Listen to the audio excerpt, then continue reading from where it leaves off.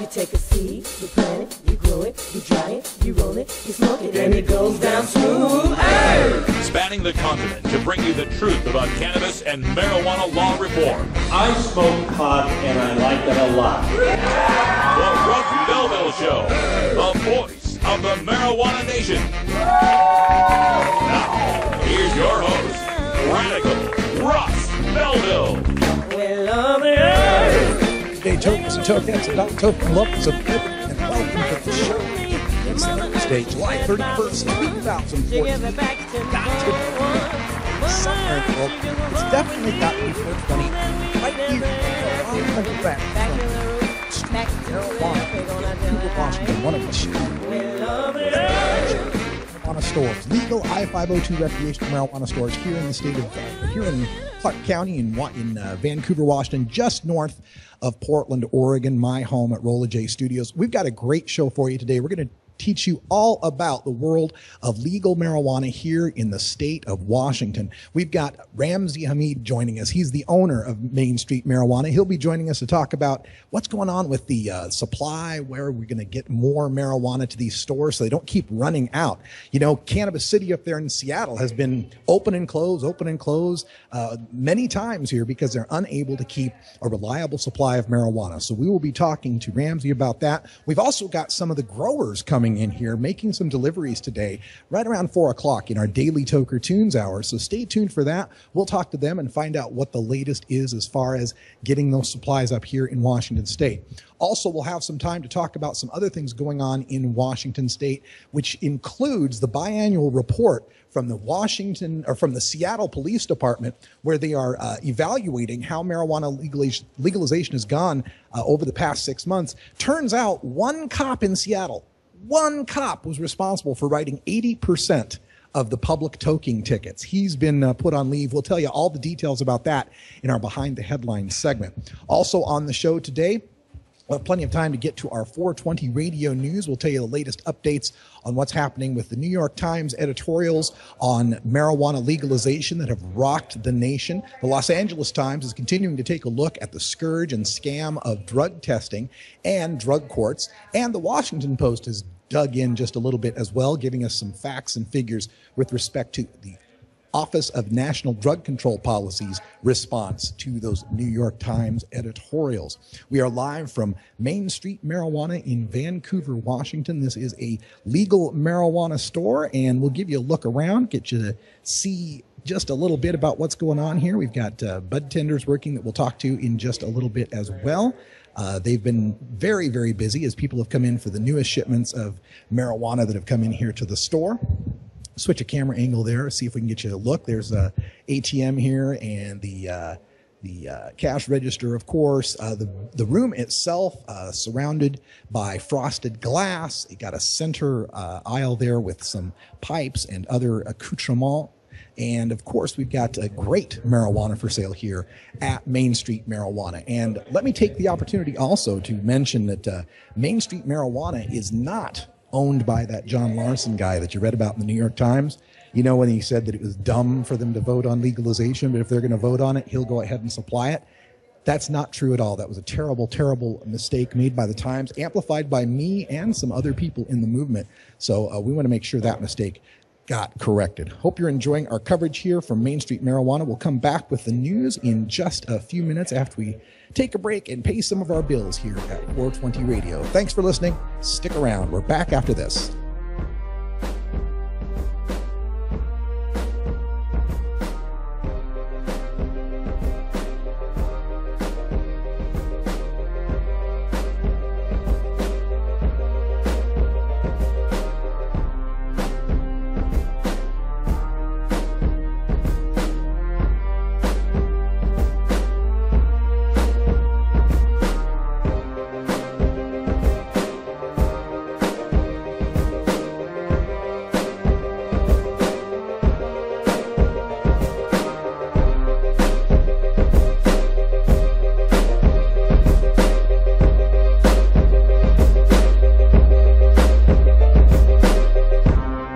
You're tuned into the Russ Belville Show, the voice of the marijuana nation.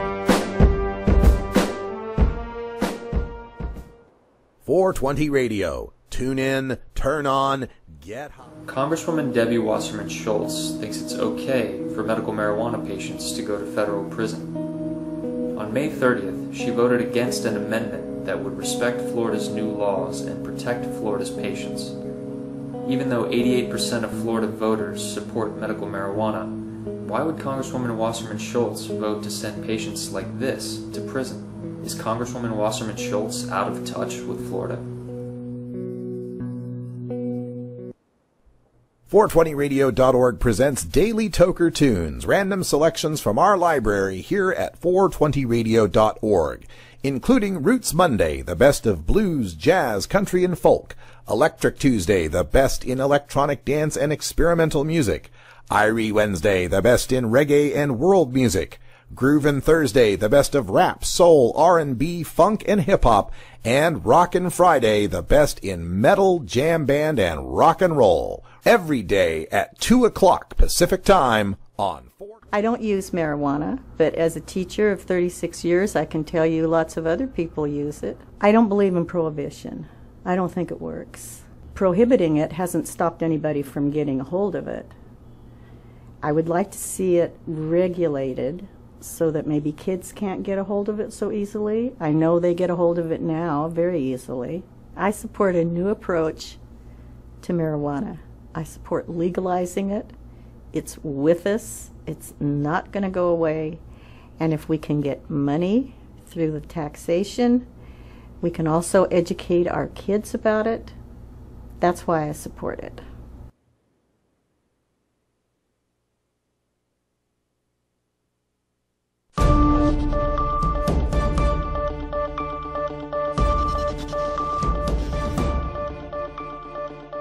It's time for the 420 Radio News, covering the latest headlines in consumer cannabis, medical marijuana, and industrial hemp. Transcripts of 420 Radio News are available daily on our website at 420radio.org. Now, here's Priscilla Simon. Priscilla Simon is off today. I'm Russ Belville with the 420 Radio News for Thursday, July 31st, 2014. Operation Shattered in Washington State was launched by the DEA last week to crack down on Washington residents manufacturing butane hash oil, or BHO, at home. 8 Washingtonians were named in the federal indictment concerning open-loop indoor extraction explosions in 4 cities that injured many and led to the death of the former mayor of Bellevue, who broke her hip trying to escape the resulting fire from a nearby explosion. But on Monday, King County law enforcement raided the home of Debbie Breckler and Josh Mauk, owners of Homeblown Concentrates. While the two operate their extraction business at home, they use a closed-loop system in an outdoor setting, which has not been shown to lead to explosions. Nevertheless, home-based manufacturing of THC remains illegal under state law, even with the passage of Initiative 502, according to Mark Lindquist, Pierce County prosecutor. Breckler and Mauk are charged with reckless endangerment, manufacture of a controlled substance, and unlawful possession of a firearm, and remain in police custody. The Oregon Legislative Revenue Office is estimating tax revenues from legal marijuana to be just 41% of what legalization proponents predicted. A study commissioned by New Approach Oregon by the firm Econ Northwest estimated annual tax revenues of $38.5 million in the first year of its proposed marijuana legalization, but the Legislative Revenue Office is estimating only $16 million. The legislature's estimate predicts that fewer pot tourists will come to Oregon than Econ Northwest predicted, and they predicted no immediate drop in prices, concluding that 2/3 of Oregon's tokers will stick with their black market sources, where Econ Northwest estimated only 60% would stay on the black market. Legislative Review Office also estimates that regulatory costs for the Oregon Liquor Control Commission would total $7 million, bringing the net revenue down to just $9 million per year. Lobbying by the ski industry has now forced Colorado regulators to invent new icons for designating marijuana edible potency. The state task force that is regulating labeling and packaging of edibles had suggested copying the signage associated with the difficulty of ski runs. Green circles for easy, blue squares for medium, and black diamonds for expert. But Colorado Ski Country, the trade group for ski resorts, doesn't want to be associated with marijuana in any way. They lobbied for and got added to the regulations a ban on marijuana products being labeled with, quote, signs or symbols associated with another Colorado business or industry, end quote.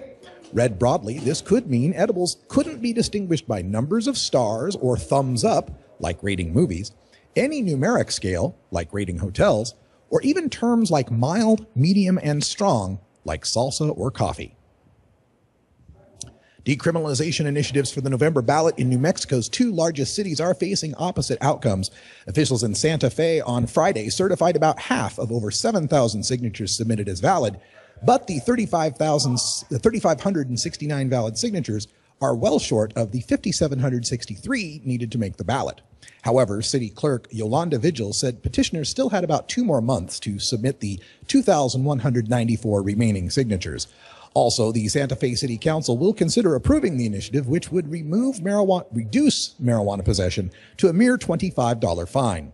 Meanwhile, in Albuquerque, activists Monday turned in over 16,000 signatures for what they were told by the city was a goal of 11,203 valid signatures. But on Tuesday, City Attorney David Turek said the city made a mistake in arithmetic, and supporters actually need 14,218 valid signatures. Even with the mistake, the city clerk's staff estimated about 57% of the signatures were valid, putting the Albuquerque effort on pace for roughly 9,000 signatures. Monday was the deadline for Albuquerque's signatures. Marijuana prohibition just can't catch a break in the media these days. While the New York Times continues its excellent series of pro-legalization editorials this week, and while the Los Angeles Times has been exposing the scam of drug courts, the Washington Post's Wonk blog has been battering prohibition with pesky facts and science. In Tuesday's column, former Pew Research and Brookings Institute data journalist Christopher Ingraham explains how medical marijuana opponents' most powerful argument is at odds with a mountain of research. In it, he shows how the "what about the children" scaremongering used by Florida's opponents of medical marijuana flies in the face of 15 years of data showing medical marijuana laws don't affect teenage marijuana use rates. In today's "the federal government's incredibly poor, misleading argument for marijuana prohibition," Ingraham eviscerates the ONDCB's response to the recent New York Times editorials calling for legalization. For every argument about marijuana's effect on developing teen brains, he notes, quote, "The same is true for alcohol and tobacco, and that's a solid argument for a minimum age and moderate use." This has been your 420 Radio News for Thursday, July 31st, 2014. I'm Russ Belville, coming to you live from Main Street Marijuana in Vancouver, Washington, one of 2 open legal pot shops in Vancouver, Washington. And now, time for us to go behind the headlines. In Behind the Headlines today, the news coming from Seattle, Washington. One Seattle cop wrote 80% of public toking tickets. Seattle Police Chief Kathleen O'Toole has reassigned an officer who reports show wrote almost 4 out of 5 of the 83 citations for public pot use since January.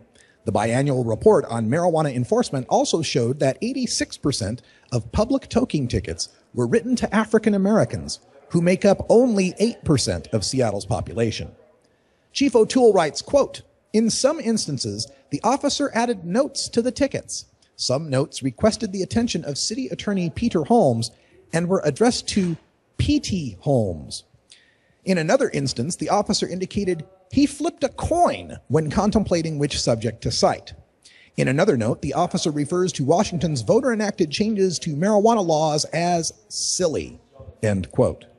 Chief O'Toole has reported the officer to the Office of Professional Accountability, and he will not be performing any patrol duties while under investigation. Chief O'Toole is the former police commissioner of Boston, whose selection as chief drew rave reviews from the Seattle Times editorial board. She served as chief inspector of the National Police Service of Northern Ireland after it was rocked by a major corruption scandal. Her selection as Seattle's first female police chief, aside from the few days Seattle City Council President Bertha Landis served in 1924, aside from that, her choice as the police chief signified the city's willingness to place a successful reformer in charge of a police department still subject to federal monitoring under a settlement with the U.S. Department of Justice. That monitoring is due to a federal investigation filed in March 2011 over, quote, an alleged pattern or practice of excessive force and discriminatory policing in the Seattle Police Department, end quote. According to the surveys conducted by the Federal Monitor in September of 2013, quote, only 35% of the people agree that Seattle Police Department treats people of all races equally, and only 25% believe, quote, Seattle Police Department treats homeless people the same as others, end quote. Almost 25% of Seattle residents report having some interaction with police in the past year, but that interaction is also heavily influenced by race. In traffic stops, Latinos have double the rate, and African Americans have triple the rate of police encounters than do white Seattleites. In non-traffic interactions, Latinos and African Americans both experience almost triple the white rate of police encounters. Regarding the use of force, quote, 45% of Seattleites say Seattle Police Department uses excessive force very or somewhat often, including 70% of African Americans and 62% of Latinos, end quote. The report found African Americans and Latinos were 10 times more likely to report verbal abuse by the police than whites, and 5 times more likely to report police use of physical force other than handcuffing than do whites. And finally, we have another news of a therapeutic hemp CBD bill being introduced in Congress. The most amazing political story in marijuana this year is the rapid acceptance of political and cultural conservatives to accept the medical utility of cannabis, as long as it doesn't get you high. These so-called CBD-only bills in just the past 6 months have passed in 11 states, mostly in the religiously conservative areas of the country like the South and Utah. Now, a conservative Republican from Pennsylvania, Representative Scott Perry, has introduced the Charlotte's Web Medical Hemp Act of 2014, named after the Charlotte's Web strain of low-THC, high-CBD cannabis grown by the Realm of Caring in Colorado.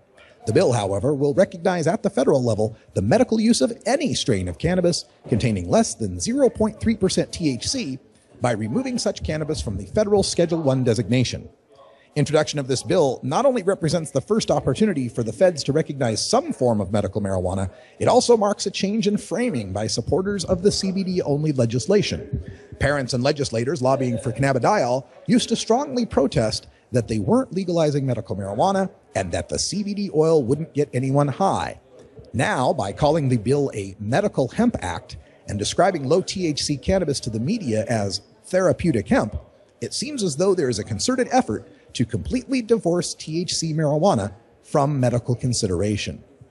This isn't medical marijuana, they will tell us. It is therapeutic hemp that doesn't get you high.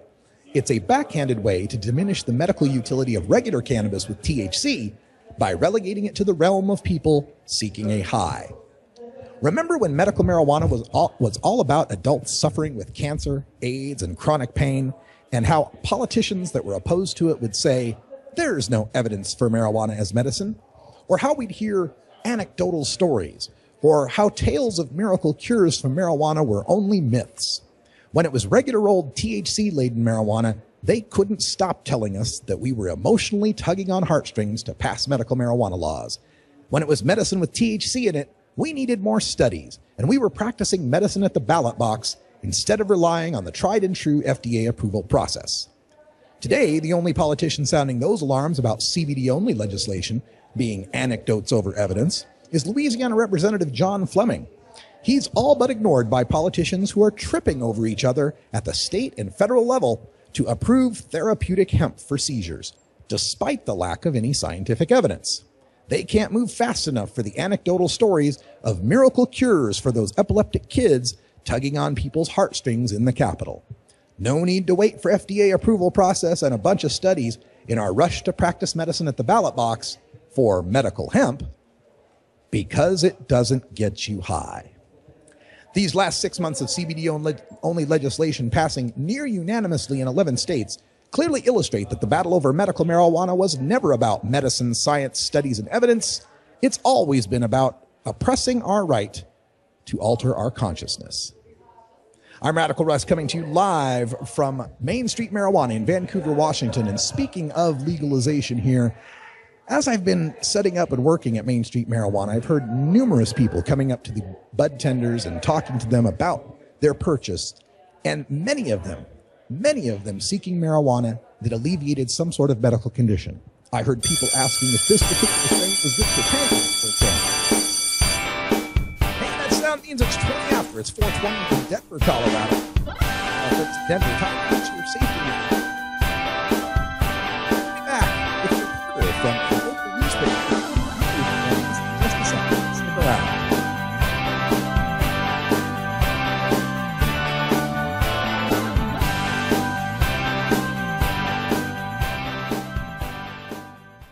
.420 Radio, the world's voice of marijuana legalization.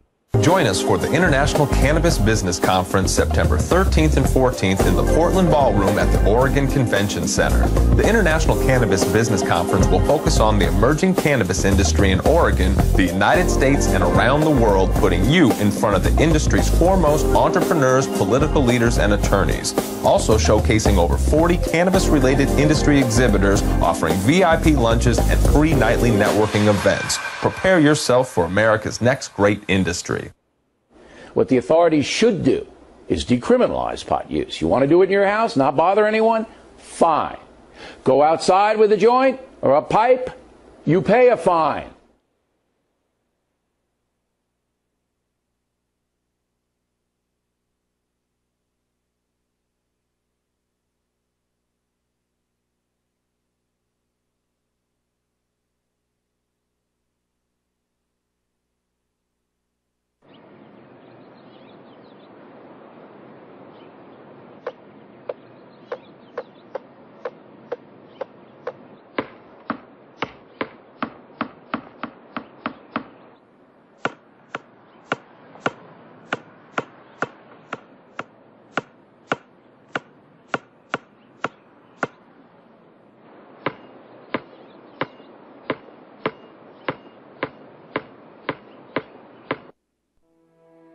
Are you a hypocrite?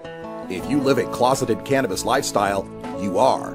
Read about 7 people living a closeted cannabis lifestyle who are on the verge of coming out in The Hypocrites by Mara K. Eaton. Available at areyouahypocrite.net. You can purchase the book on Amazon and Barnes & Noble, also available on iTunes.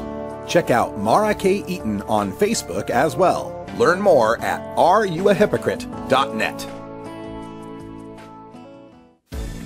At Herbie's Cannabis Seeds, we pride ourselves on bringing you the best quality seeds from the world's most respected cannabis seed producers, all at the lowest online prices. You can find Herbie's Seeds at herbiesheadshop.com. All cannabis seeds are sold as souvenirs and as a means of preserving cannabis genetics. Herbie's Seeds in no way intends to condone, promote, or incite the use of illegal or controlled substances. We strongly urge all prospective customers to check their national laws prior to placing an order. Herbie's Seeds at herbiesheadshop.com. Proud sponsors of the Russ Belville Show and 420 Radio.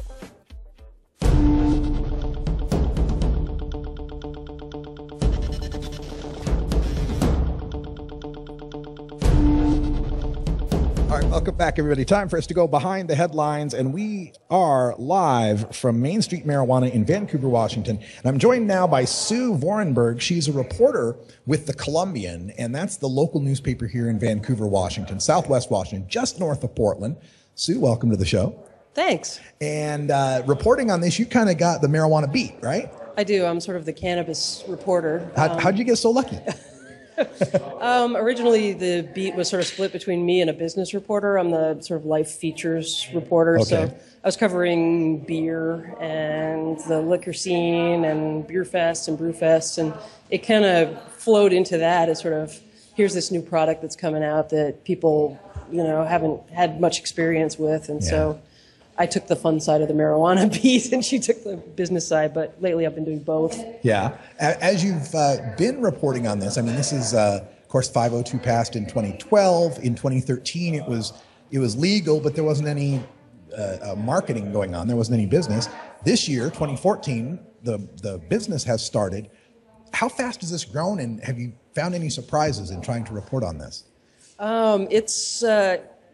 It's a constant mess, there's always something new that pops up. I mean, the stores opened, we'd have lots of shortages, we kind of knew they were coming. The growers didn't have enough time to get started, so it's been very clunky, but now things are sort of starting to go forward at the stores. At the same time, the new issue that's popping up is people who come over from Portland, people who come from the airport, they have no place to smoke. So they can buy it here, but then they have to break the law again if they want to smoke somewhere.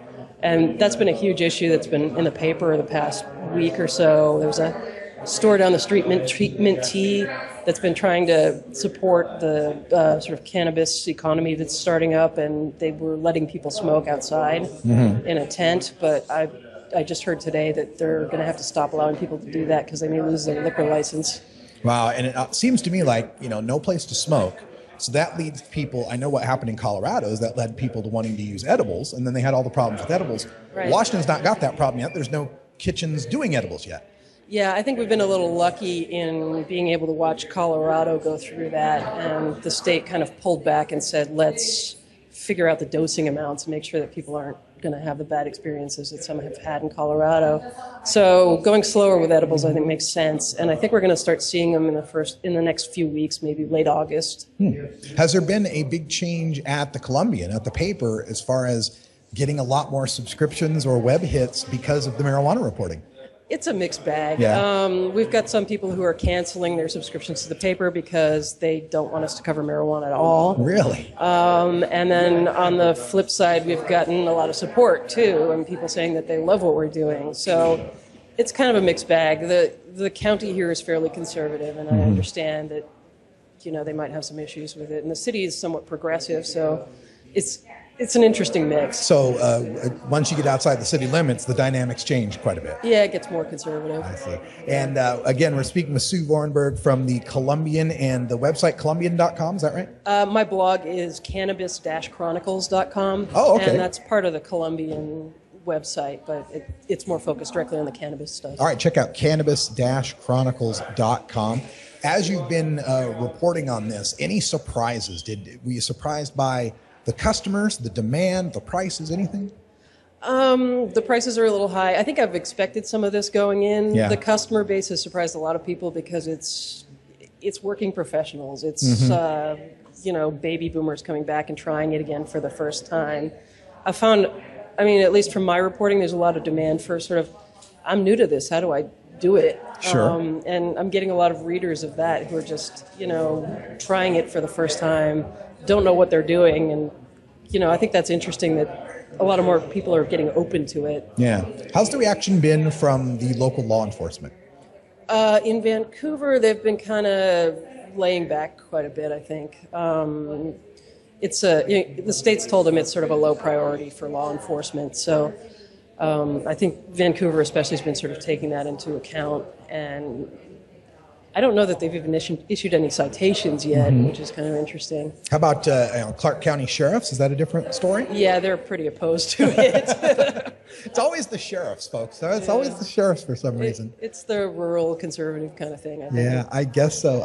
Well, check out cannabis-chronicles.com. It's the cannabis blog for the Columbian, Columbian.com, the Southwest Washington newspaper, right here in Clark County and Vancouver, Washington. Sue Vorenberg, thanks for joining us on the show, and good luck on the rest of your reporting. Great. Thanks a lot, Russ. All right, we're going to take a break, and when we come back, we're going to talk to some of the growers that are coming in to make their deliveries here to Main Street Marijuana. We'll talk about the shortages and how the Washington State Liquor Control Board has been handling things. Stick around.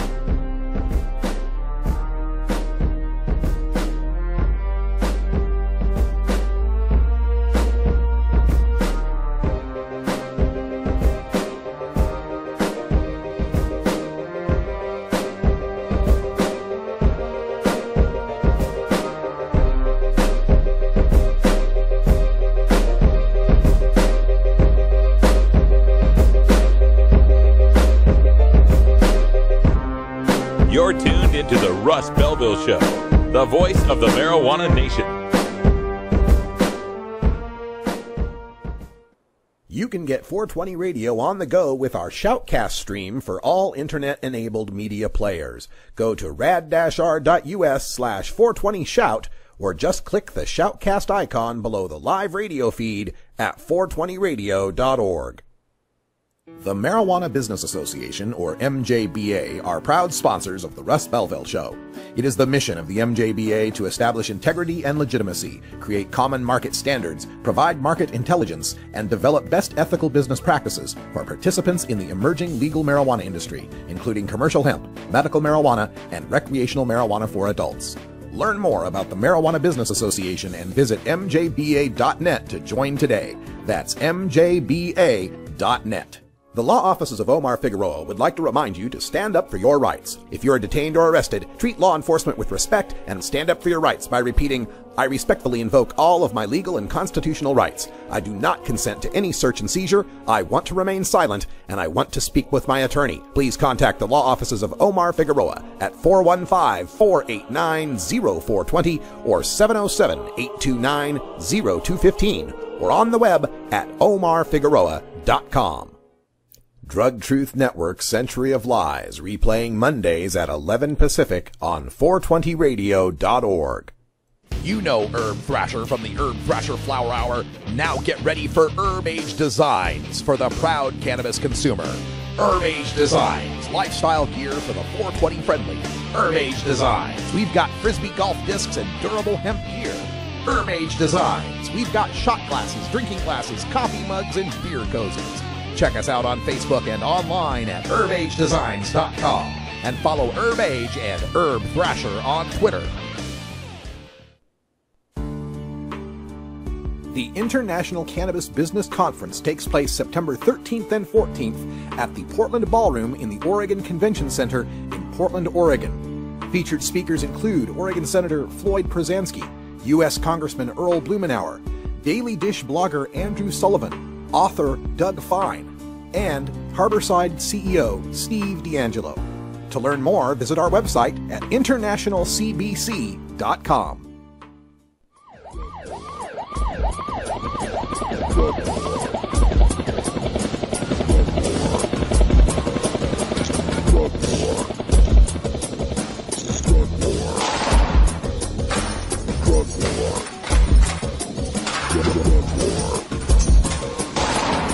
One of the most disturbing elements of the Prohibition War is how it's made police the enemy of otherwise law-abiding cannabis consumers. Fortunately, one group of police officers knows the futility of prohibition and reaches out to educate the community and current law enforcement. Today, the Russ Belville Show visits with another speaker from Law Enforcement Against Prohibition with one clear message: cops say legalize drugs. All right, welcome back. Sorry about that. Welcome back, everybody. We are scrambling here. We're live at Main Street Marijuana in Vancouver, Washington, and I'm joined by Ramsey. Is it Hamide or Hamide? Hamide. Hamide. Joined by Ramsey Hamide, who's the owner of Main Street Marijuana, not John Larson. I want to just apologize to you directly right up front because there was this report in the New York Times that said that the owner of this place was against 502, but if the people were dumb enough to vote for it, he'd go for it. It wasn't you. It wasn't Main Street. It was not Main Street Marijuana. Let's get that clear. Nobody at Main Street Marijuana is opposed in any way to the 502 legislation. We're 100% behind it, and we were just as offended by Mr. Larson's comments as everybody else was. So that originated in a New York Times article. There was a real subtle transition between Mr. Larson being discussed and then Main Street Marijuana being messed. Even when I read it, I said, hold on, he's not with Main Street Marijuana. So.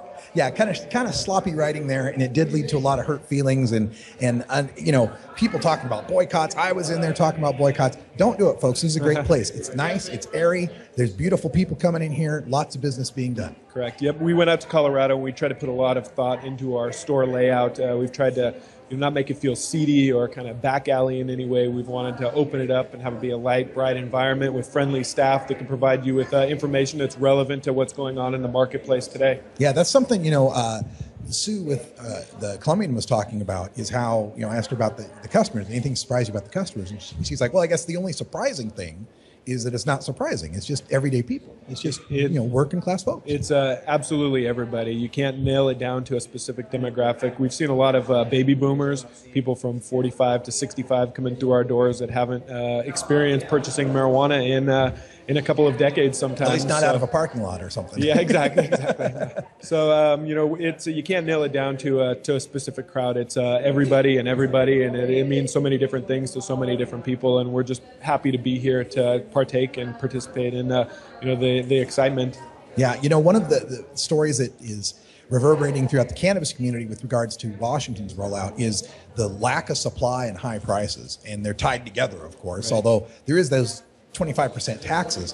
Right. What's your take on this? Is the supply getting better and these prices going to come down? Yeah, I've been a vocal critic of the prices at the current levels. I don't believe that they're sustainable for the consumer. Right. It's just that it's not. We're trying to collaborate and cooperate and build a bigger and better industry for everybody, and charging these prices to the consumer is just not a good way to get the industry started. So last week we shut down for a few days. It was kind of a protest here at Main Street Marijuana that we are not going to pay premium prices for less than premium products. So until we have at least a quality level that we feel is to a certain level, then we're not going to pay the high prices and continue this price gouging essentially. Yeah, that was a story that broke out here in Vancouver, was that the supply is coming in, it's hard enough getting the supply, but when the supply comes in and a grower's, sending something that's stemmy, that's, not trimmed well, that's just not going to cut it in a now legal market. Exactly.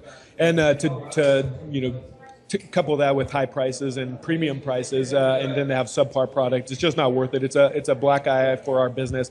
It's not right for the consumers, and it's not sustainable for the industry. So when we took our stand last week, it was for premium prices on subpar product, and we're just not willing to subject our customers to that sort of a product. That's great. Have someone have ethics about this, that you're not just going to, because this is a seller's market. You could have put that stuff on the shelf. They're holding Super Bowl tickets, and we either, we want to go to the game or we don't. So, initially with the excitement surrounding the opening day and people wanting to participate in such a historic occasion, that a lot of our customers understood that we had to pay a premium, to allow our doors to open within 24 hours of stores being allowed to open. But ongoing, it's not a practice that we're wanting to get into, to condition the growers that they can come to Main Street Marijuana and expect to get $6,000 a pound, and then we have to sell it for $10,000 a pound to break even, and maybe make $1 to pay our staff. So my background in business is I'm a high volume, low margin guy. I want to have a tremendous amount of product for the consumer's choices.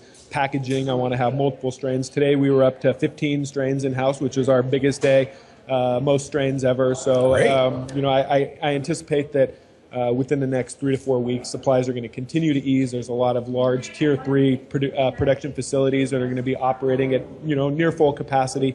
And then about a month later, we're going to have that huge outdoor harvest in eastern Washington. There's some up north, but primarily eastern Washington, where 10,000 pounds maybe could hit the system. So. Folks, if you don't know about how the 502 works, they got 3 tiers of growers, Tier 1, Tier 2, Tier 3, that all got reduced by 30% of what they were going to grow. But the Tier 3, the largest group, they can grow 21,000 square? Yeah, it started off at 30,000 and then down to 21,000 feet of canopy. So we're going to definitely have some better supply coming in. We're going to get more marijuana coming in through these stores. And I like your position here being high volume, low margin. That's the Costco way. That's the Walmart way. I mean, this is the way business works these days.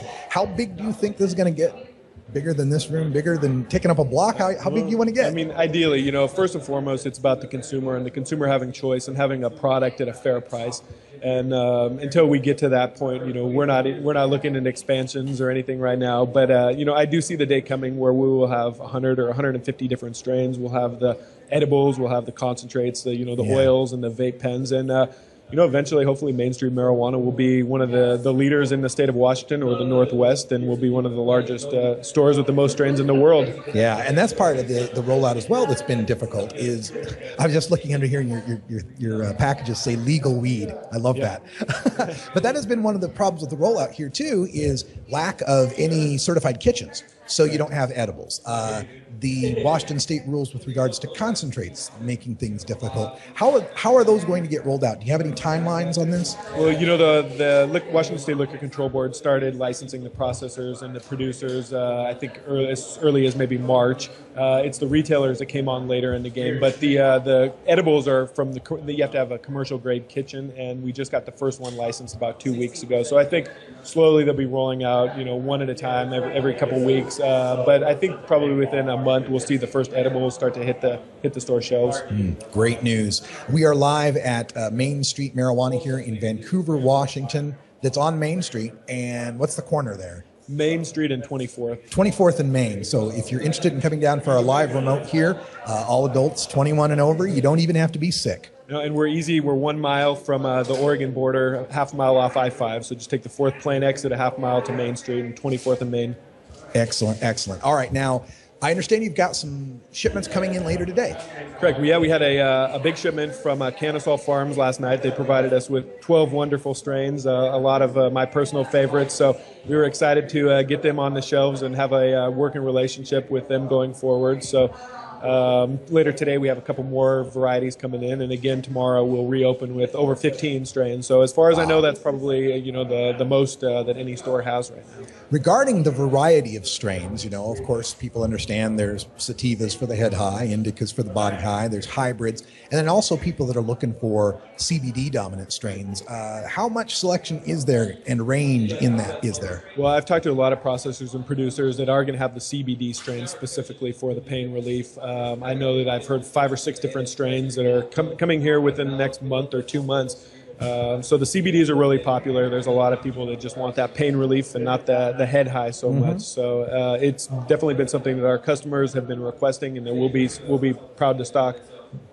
Yeah, I've been listening to your bud tenders working with folks and taking questions from customers. Heard one young lady come in talking about how she really enjoyed a particular strain. It made her feel good and kind of woke up her mind, but it made her want to eat the whole fridge. There was another older lady in here who was talking about how she just was really interested in something that would help ease pain and stiffness. And this is, we're getting a lot of questions here. How do you train your bud tenders? How do they know how to answer these questions? Well, we're not legally allowed to give any medical sort of advice, so it's more just upon about the effects of the specific strain and how a normal person would interact. But you bring up a good point, and specifically with regards to the edibles, it's going to be a lot of product education and consumer education to allow the customer to dose safely. In Colorado, they've had a lot of issues with improper dosages and people going to the hospital. The Washington State Liquor Control Board has kind of slowed the system down a little bit. They wanted an evenly distributed, scored section, so that this is a 10 milligram dosage. I think what we're really going to do is really hammer it home to the consumer on the edibles that less is more. We want them to take it easy, to start with 10 milligrams, see how you feel. I think that the consumer, as they get more educated, will know where their dosage and their comfort levels lie. If you had a chance to sit down with the members of the Washington State Liquor Control Board, what advice would you give them moving forward? Oh, that's a tough question because there's so many little moving parts. What can I say that won't get my license pulled? Yeah, gonna be real careful. Actually, the Washington State Liquor Control Board, they've been overwhelmed, just a tremendous amount of applications, and I think that maybe the biggest hiccup in this system is the licensing of the processors and producers. So we have enough product to properly stock our shelves. So I don't know that there's anything that I could really say to them that's going to speed that up. But if I saw, one area where it would make it a better experience for the consumer with more variety and selection, it would be to get as many of the processors and producers licensed and on board as quickly as possible. We're speaking with Ramsey Hamide. Ramsey Hamide, who's the owner of Main Street Marijuana here in Vancouver, Washington. And prior to getting into the marijuana business, what sort of business did you do? Well, I've been in the stock market business. I trade IPOs and secondaries, and I've also been a ticket broker for about the last 10 years. So it's kind of funny that you have a guy that's a ticket broker calling out anybody on potential price gouging. But, the 502 is a totally different, animal, and I'm 100% for the consumers. It means a lot to me. It means a lot to our customers. And, I feel that fighting for the consumer and higher quality and lower prices is what this industry should be about from the very beginning. Absolutely. Speaking of stock market, you've got experience in that. The last big industry that popped up. They called it the dot-com boom, and then there was the dot-com bubble that burst. Now they're calling this the pot-com movement. Do you see this as a bubble, or is this just going to keep growing? Well, I think that it's a tremendous opportunity. It's going to be a multi-billion-dollar industry as it gets built out, and I think eventually it's going to lead to legalization nationwide. So it's a tremendous opportunity for us in Washington and Colorado to kind of hit the ground running, to get our experience and the learning curve behind us. And if we have opportunities, Oregon has got the legalization coming up in November, and that would allow people from any state. There's no residency restrictions. Right. So potentially there might be a mainstream marijuana in Portland come next summer. Yeah, I was curious about that, how Washington retailers, especially in Vancouver, are reacting to Oregon getting on the ballot when it's going to have 4-plant home grow, 8-ounce possession at home, and really low taxes and licensing fees. How does that affect Vancouver retailers? Well, it's going to be very tough for Vancouver retailers. Yeah. Strategically, when we were looking at locations, the proximity to Portland played huge in our decision to come down to Vancouver. So the measure in Portland kind of caught us a little bit off guard, but like I said, we are all for legalization. We are 100% supportive of it in Oregon, and if they pass, then we'll adjust, and hopefully, like I said, you'll see mainstream marijuana in Portland here soon. I sure hope so. Well, Ramsey, thanks for joining us here on the Russ Belville Show. Good luck, and good luck in your business. Appreciate it. Thanks for having me in the store. We'll talk to some of the growers coming up in just a few minutes, but next, coming up, Radical Rant. Stick around.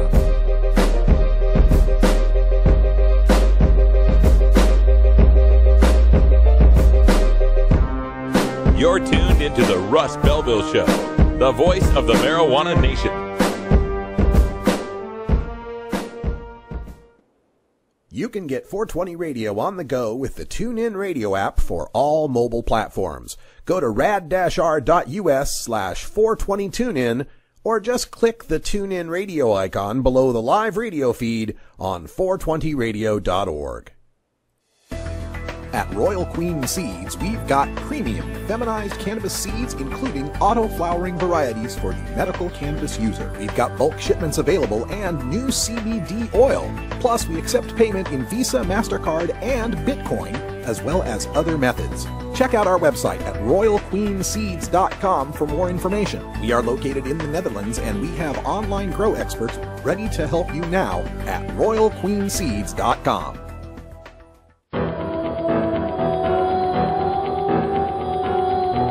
In the interest of fair and balanced journalism, the Russ Belville Show presents the anti-drug public service announcement of the day.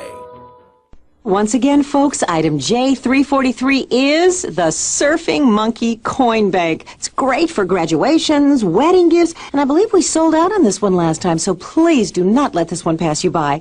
Now let's go to caller Scott in Nashville. Hello. Now, Scott, I understand you just bought 15 of our Surfing Monkey Banks. Is that true? Yeah.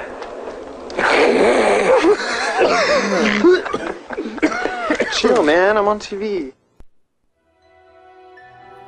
This has been the anti-drug public service announcement of the day. To cure this sort of reefer madness, listen to the Russ Belville Show every weekday on 420radio.org. When you are starting up a medical cannabis business, you want a fired-up lawyer who understands the needs of cannabis consumers. The law office of Lauren Vasquez is your fired-up lawyer for the cannabis industry. Visit her website, fireduplawyer.com, or call 1-855-MMJ-LAWS for more information. That's 855-665-5297 for Lauren Vasquez, your fired-up lawyer, or email fireduplawyer@gmail.com. Can't handle the truth. Entirely legitimate topic for debate. You have offended my family. Hey, this is great, man. And you have offended a Shaolin temple. One major responsibility is to encourage people to use less drugs. I know nothing. I support a change in law to end federal criminal penalties for possession of up to 1 ounce of marijuana. We don't need no stinking budget. Homosexuality, immorality in general. How in the century you have slurred the meaning of the words we, the people. Be warned, this is not your mother's marijuana. You could ask yourself a question. Do I feel lucky? Well, do you, punk? I want to ask you a bunch of questions. I want to have them answered immediately. Surely you can't be serious. I am serious. And don't call me Shirley. Radical Rant. Welcome back, everybody. It's 7 after the hour. We are live at Main Street Marijuana in Vancouver, Washington. And the subject of today's Radical Rant is marijuana legalization. And, of course, the opponents of marijuana legalization. Today, our rant comes from CNN, which features an opinion article by Dr. Stuart Gitlow, who's the head of the American Society of Addiction Medicine. You could also think of this guy as Big Rehab, the guy who makes a whole lot of money by putting pot smokers into court-ordered rehabilitation. Surprise, surprise, he's against marijuana legalization. And in his op-ed, the first excuse that he gives for opposing what 58% of the American people now support is that many people's lives were cut short by smoking cigarettes. That's right, not marijuana cigarettes, tobacco cigarettes. And because tobacco's illegal, or because tobacco's so harmful, marijuana ought to be illegal. Let me just read to you from Dr. Gitlow's opinion. Many people know one or more people whose lives were cut short by smoking cigarettes. It's a tragedy that could have been prevented. And yet our country stands ready to once again head down the path of accepting another addictive drug, marijuana, as legal. It's almost as if we have to burn our fingers again to be convinced the stove is still hot. As with tobacco, a significant number of people who try marijuana will become addicted. Research says that 1 in 6 teens who start using marijuana will become addicted. Let's talk about this tobacco versus marijuana addiction, though. According to the National Institutes of Drug Abuse, 33%, 1 out of 3 people who tries a cigarette is going to become a lifelong addicted cigarette smoker. 1 out of 3. When it comes to marijuana, it's 1 out of 11. It's 9%, according to National Institutes of Drug Abuse. And that addiction they're talking about, the 9% that do get addicted, are people that choose to smoke marijuana 4 times or more per month. That's right. If you smoke a marijuana cigarette on the weekend, you could be an addict, according to our federal government. The numbers on this are quite simple. When these guys tell you 1 out of 6 people, 1 out of 6 teens who tries marijuana will become addicted, just calculate the numbers. According to the National Survey on Drug Use and Health, there are 108 million Americans, 108 million Americans who have tried marijuana in their lifetime. Not all of them went on to keep using marijuana. Very, very few of them went on to try any other drugs.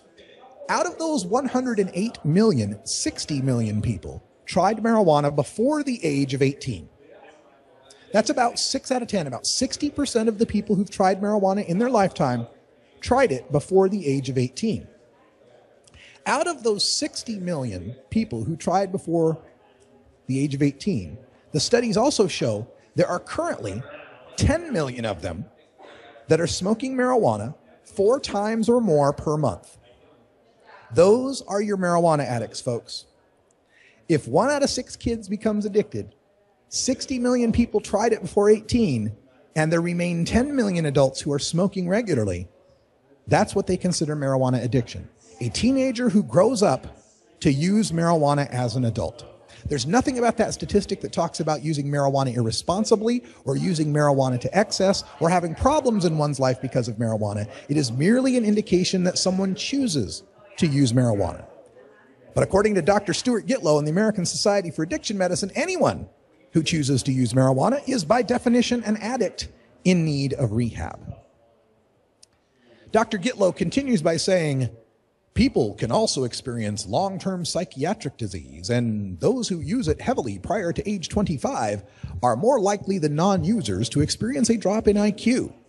Let me repeat that for emphasis. If you use marijuana heavily prior to age 25, your brain won't work anymore, not as it did originally.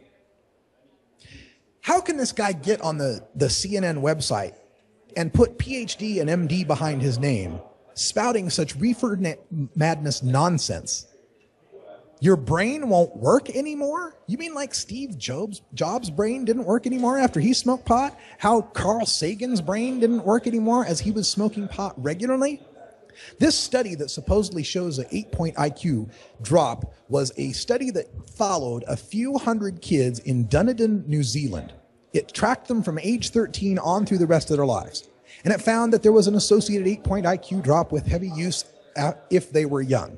But what it also found is the heaviest users didn't experience the IQ drop. It also found that socioeconomic factors were as equally to blame for the IQ drop as the potential use of marijuana. And it also did not control for the fact that a lot of these kids may have also been using alcohol, which has been shown to reduce IQ scores, and did not control for how well those kids were doing in school or how smart those kids were before they started using marijuana. There's very little about this study that shows us anything useful about youth use of marijuana.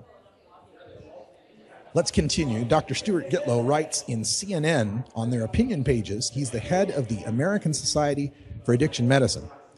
As a society, we will not make money. We will likely lose money, just as we do with alcohol and tobacco. Taxpayers will need to pay more in order to make up for the productivity and illness-related losses that marijuana taxes won't come close to covering. This is the old-fashioned Sabbath conjecture, the idea that it's better to take in no tax money on marijuana than to take in some. But of course, it doesn't even pass the smell test. Alcohol and tobacco cost the society $200 billion, or bring in $400 billion, and they bring in $40 billion in taxes. So indeed, we have more costs from alcohol and tobacco than we do from the taxes. The reason for that is alcohol and tobacco are toxic and addictive. They can actually kill you. They will addict you. They will cause emphysema. They will cause lung cancer. They will cause cirrhosis of the liver. There's a reason why we have productivity drops and we have social health costs from alcohol and tobacco, and it's not the fact that they're legal. It's the fact that they're dangerous. Marijuana is neither dangerous nor heavily addictive. It does not cause emphysema or lung cancer. It does not cause violence or cirrhosis of the liver. And the most obvious part about this is the fact that legalization does not invent marijuana. Marijuana already exists. People are already using it. If there are productivity losses, if there are social costs, we're paying them now. We're already paying for the cost of marijuana now. So how about we take in some taxes rather than taking in no taxes? That's what these guys never seem to understand. Another point that Stuart Gitlow tries to make in his CNN opinion piece opposing marijuana legalization, since only a small percentage of state prisoners are there for marijuana offenses, how much would we be saving in criminal justice costs? What? Only a small percentage of state prisoners are there for marijuana offenses. Well, we have a whole lot of state prisoners. We have 1.5 million people in prison. So, and that's at the state level, not including the federal level. So if it's only a small percentage, we're still talking about tens of thousands of people that are in state jails for marijuana offenses. We would at least save that in our criminal justice costs. And his follow-up to say that there are more alcohol-related arrests than all illegal drug arrests combined, for example, drunkenness, driving under the influence, violation of liquor laws, is another red herring. This is him trying to say, oh, well, if we legalize, cops will have more to do because they'll have to enforce marijuana laws. Folks, I am looking around at a legal marijuana store that is currently engaged in a major federal drug trafficking conspiracy. I don't see any cops around. I don't see any law enforcement resources being expended to deal with this. The reason there are more alcohol-related arrests is, again, because alcohol makes people do things that are worthy of arrest. Alcohol makes people drunk drive. Alcohol makes people violent and belligerent. That is why there is more law enforcement costs with respect to alcohol. Another point that Dr. Stuart Gitlow from the American Society of Addiction Medicine is trying to make is that people using would be just getting the benefit of a temporary high while exposing us all to far more drunk driving, more stoned driving arrests, more impaired driving arrests. If you followed our show from yesterday, we took a look back at the 1993 National Highway Traffic Safety Administration study that showed that the impairment due to marijuana is very minor, on par with penicillin and antihistamine. All right, folks, that's all the time we got for Hour 1, but stay tuned. Hour 2 is coming up next. We're going to be speaking with one of Washington State's largest licensed growers about outdoor growing. Russ, thanks for joining us. And until next time,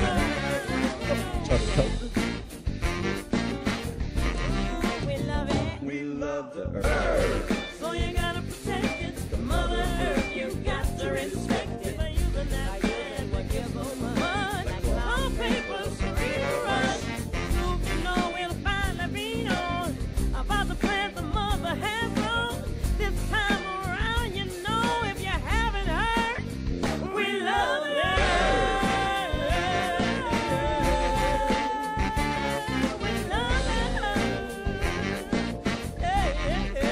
This is the Russ Belville Show.